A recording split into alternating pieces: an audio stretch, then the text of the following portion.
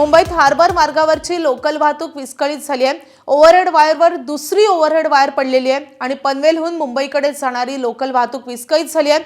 पनवेलहून निघालेली लोकल 9:10 चेंबूर स्थानकावरच थांबून आहे। त्यामुळे सीएसएमटी कडे जाणाऱ्या सर्वच लोकल एका मागोमाग उभ्या आहेत आणि गर्दीच्या वेळी लोकल खोळंबल्याने प्रवाशांचे मोठे हाल होत आहेत।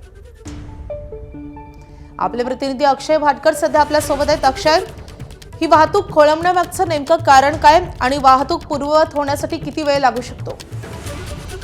माधवी, चेंबूर स्थानकाच्या पुढे ज्यावेळी ही लोकल यायला सुरुवात झाली होती त्याच वेळी लक्षात आलं की त्या एका लोकलच्या वर जी ओव्हरहेड वायर असते त्या ओव्हरहेड वायरवर बाहेरून एक वायर येऊन पडलेली आहे।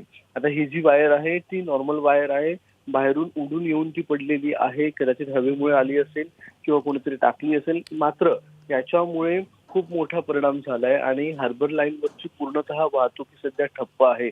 कारण की त्याच परिस्थितीत जर लोकल पुढे नेली तर लोकलच्या पेंटाग्राफमध्ये ही बाहेरून आलेली वायर जी आहे ती अडकू शकते आणि त्यामुळे खूप मोठा अपघात होऊ शकतो। त्यामुळे ओव्हरहेड वायर देखील तुटू शकते, पेंटाग्राफला देखील प्रॉब्लेम होऊ शकतो।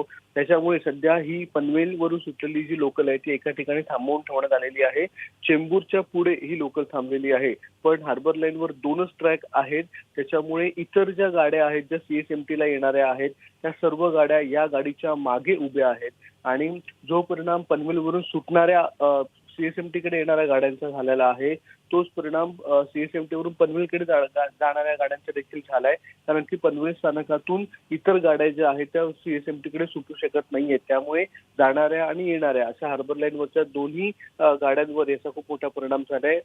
अनेक स्थानकांमध्ये प्रवासी हे ट्रॅकवरून चालताना आपल्याला दिसून येत आहेत। अगदी 9:10 हा प्रॉब्लेम लक्षात आलेला होता आणि तेव्हापासून जवळपास 1 तास आता झालेला आहे आणि गाड्या तशाच उभ्या असल्यामुळे जोपर्यंत ही वायर बाजूला केली जात नाही तोपर्यंत या सर्व लोकल ज्या आहेत त्या एकाच ठिकाणी थांबून राहतील। खरं तर हा तांत्रिक बिघाड नाहीये, मात्र वायर ही ओव्हरहेड वायरवर येऊन पडलेली आहे, त्याच्यामुळे हा संपूर्ण बिघाड इथे दिसून येतोय।